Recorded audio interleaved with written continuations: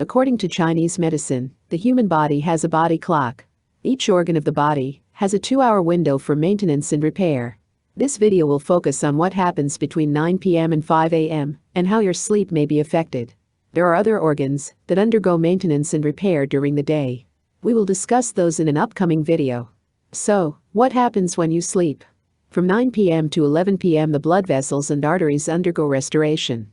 Their job is to carry blood from your heart to the other parts of your body. From 11 p.m. to 1 a.m. the gallbladder engages in an overhaul. The gallbladder is a storage site for bile, which aids in digestion. From 1 a.m. to 3 a.m. the liver carries out its maintenance. The liver's role is multifaceted. It aids in filtration, digestion, metabolic processes, detoxification, protein synthesis, and storage of vitamins and minerals. From 3 a.m. to 5 a.m. the lungs undergo repair. The lungs bring fresh oxygenated air into the body and remove waste gases. So how can all of this affect your sleep? If you consistently wake up at the same time during the night, consider what organ is undergoing repair during that time period.